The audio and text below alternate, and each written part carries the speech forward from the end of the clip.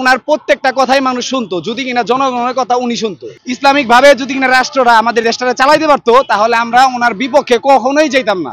হুজুরদের আজকে এত বড় মানে ওনাদের কোনো বাংলাদেশে যে ওনারা আছে এটা আমাদের সরকার মানে না, মানে বুঝেই না যে ওনারা আছে। আর ওনারা যে এই দুনিয়ায় আছে বিদায় আজকে আমরা এত সুন্দর পৃথিবীতে ঘুরতাছি ফিরতাছি খাইতাছি একমাত্র ওনাদের জন্য। মানুষের কত কাজ কাম ফালায়া ওনারা এই রাজপথে নামছে একটা মাত্র মানে দেশটারে সুন্দর রাখার জন্য, দেশের মানুষগুলোর ভালো রাখার জন্য।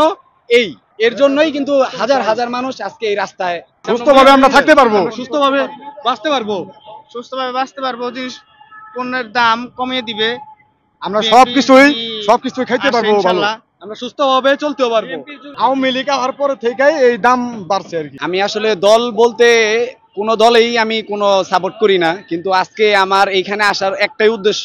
আমার একটা তো পরিবার আছে, কিন্তু আমার পরিবার নিয়ে আমার এই মানে এখনকার যুগে খুব চলতে ফিরতে খুব কষ্ট হইতেছে। কারণ আপনি দেখেন যদি কিনা আমাদের আগেও অনেক মানুষ কিন্তু রাজনীতি করছে, মানুষ না খায় কিন্তু মরে নাই। কিন্তু ওনার এই আমলে এই যে বর্তমান আমাদের শেখ হাসিনা সরকার উনি যেভাবে দেশটা চালাইতেছে, হয়তো এইভাবে যদি কিনা আরো উনি যদি দেশ চালায় আগামীতে মানুষ হয়তো এই বাংলাদেশে একটা মানুষ থাকবে না, না খায় মানুষ এইটা শিওর যে মানুষ না খেয়ে মারা যাবে। এই তো আমরা বেশি না, আমরা এই যে আপনার গুলশান পাড্ডা এদিকে গেলে দেখতে পারি রাত্রে রাস্তায় ফুটপাতে মানুষগুলা কিভাবে না খেয়ে বসে থাকে তা এটা দেখা যায়। কিন্তু আমার একটাই মূল উদ্দেশ্য কথা হচ্ছে যদি কিনা এই শেখ হাসিনার পতন একটা মানুষও চাইতো না, ওনার প্রত্যেকটা কথাই মানুষ শুনতো যদি কিনা জনগণের কথা উনি শুনতো।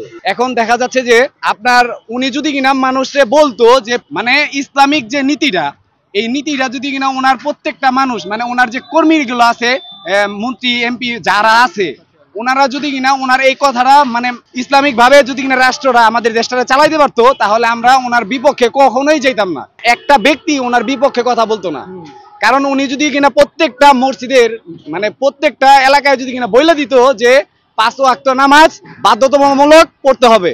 আর একটা কথা হচ্ছে যে দেশটারে করতেছে এই কথা তো উনি ওনার মুখে জীবনও বলবে না। তো আমরা চাই যে উনি যদি কিনা বলতো যে মানুষ 5 ওয়াক্ত নামাজ পড়বে, আল্লাহ তাআলার পথে চলবে, তারপরে মানুষেরটা এই যে দেখেন আমরা তো মনে করেন যে এখন তো আসি রাস্তাঘাটে দেখা যাইতেছে যে যদি যাই বের হই দেখা যায় আমাদের তো মা বোন আছে, প্রত্যেকটা ফ্যামিলিরই মা বোন আছে, কিন্তু নারীর নির্যাতন মানে নির্যাতনটা কিন্তু হচ্ছে।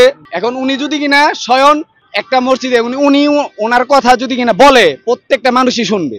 তো উনি যদি কিনা বলে যে আমার দেশে যদি কিনা কোনো নির্যাতন হয়, যেই ব্যক্তি নির্যাতন করবে ওনারা যদি কিনা প্রত্যেকটা মানুষের সামনে ওনারা যদি কিনা মনে করেন যে একটা শাস্তির ধারা দিত, এমন একটা শাস্তি যে শাস্তির মানে একজন দেখলে 50 জন মানুষ ওই শাস্তির কথা মানে স্মরণ করতো। ওনারা যদি মানে উনি যদি কিনা এই কথাটা বলতো তাহলে কখনোই আমাদের দেশে জিনা হতো না, মানে এতটা দর্শন হতো না। তারপর এই যে গরিবগুলা মানুষ রাস্তায় রাস্তায় না খাইয়া মরতেছে।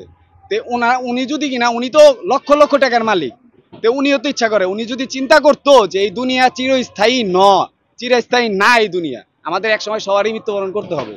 তো উনি যদি ওনার মাথায় এই জিনিসটা থাকতো তাহলে এই যে দেশের এতগুলা মানুষ না খেয়ে মরতেছে এগুলার অভিশাপ কিন্তু অবশ্যই উনি পাবে। হয়তো আমাদের কথা ওনার নাও বিশ্বাস হতে পারে, কিন্তু এটাই বাস্তব যে ওনার একদিন মৃত্যুবরণ করতে হবে।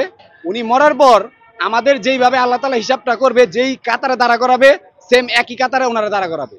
তার মানে কি এই দুনিয়ায় ওনার ক্ষমতার জন্য ওনার মনে করেন যে এই পাওয়ারটা, তাহলে ওই দুনিয়ায় কার পাওয়ার থাকবে?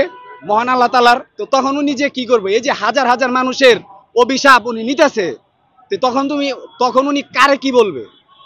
তখন ওনার হিসাব কে দিবে?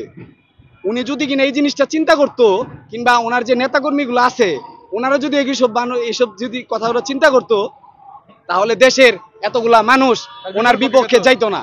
এই যে আজকে দেখতেছেন যে কত মানুষ এই সমাবেশে আসছে, এখন বিএনপির হোক আওয়ামী লীগ হোক নেতার বিরুদ্ধেই তো মানুষ আসে। এই নেতারা জায়গায় জায়গায় বৈশা ওনারা বলে যে এইখানে মিটিং, ওনারা কিন্তু আসে না। ওনারা আসলে ওনাদের হাজারটা মানুষ চেপে থাকে। তাহলে যে সাধারণ জনকর্মী ওনারা দেখতেছেন মানে বিভিন্ন ধরনের অত্যাচার ওনারা সহ্য করতেছে, মায়ের গুতা মানে যা আছে সহ্য করতেছে। তাহলে উনি যদি কিনা বলতো যে আমার দেশে কোনো মানে এই যে কোনো সমাবেশ হবে না, ওই যে বললামই তো উনি যদি একটা মাথায় চিন্তা করতো যে আমার এক সময় মৃত্যুবরণ করতে হবে তাহলে আর কিছু করার দরকার হতো না, দেশ সুন্দর মতো চলতো।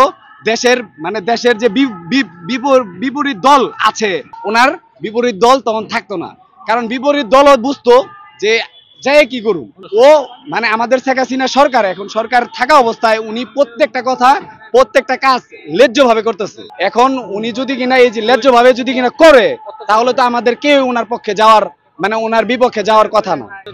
এইটাই হচ্ছে আমি চাই যে উনি যদি কিনা এখনো ওনার সময় আছে, উনি যদি কিনা বলে যে আমি আমার এই দেশটারে একটা ইসলামিক রাষ্ট্র হিসেবে আমি গ্রহণ করতে চাই। প্রত্যেকটা আরেকটা বিষয় হচ্ছে যে আপনি দেখেন আমাদের এই যে আমরা যখন মৃত্যুবরণ করি তখন কিন্তু সাধারণ একটা জনগণ যায় আমাদের জানাজার নামাজটা পড়ায় না, কিন্তু আমাদের ওই আলেম ওলামারা ওনারাই কিন্তু আসে আমাদের জানাজারা পড়ায়। এই হয় শেখ হাসিনা হোক যেই হোক, সবার ক্ষেত্রেই ওই হুজুররাই যায়। তো হুজুরদের আজকে এত বড় মানে ওনাদের কোনো বাংলাদেশে যে ওনারা আছে এটা আমাদের সরকার মানে না, মানে বুঝেই না যে ওনাদের আছে। আর ওনারা যে এই দুনিয়ায় আছে বিদায় আজকে আমরা এত সুন্দর পৃথিবীতে ঘুরতাছি ফিরতাছি খাইতাছি একমাত্র ওনাদের জন্য, কারণ আল্লাহ তাআলা যা করে ভালোর জন্য করে।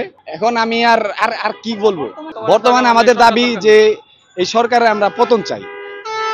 এই সরকার আমাদের কোনো দরকার নাই, এই সরকার আমাদের দরকার নেই, এই সরকার আমরা পতন চাই। তার পতন চাই।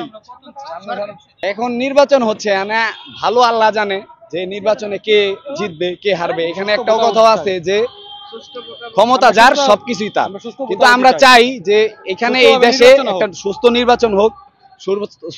এখানে আমরা বলি না যে শেখ হাসিনা উনি না থাক, উনিও থাক, আমরা চাই উনিও থাক, কিন্তু হ্যাঁ আমরা ওনার কাছে চাই যাতে সুস্থ একটা নির্বাচন হলে এই যে দেখেন মানুষ কত মানুষ হাজার হাজার মানুষ দিনে মৃত্যুবরণ করতেছে এই নির্বাচনের জন্য।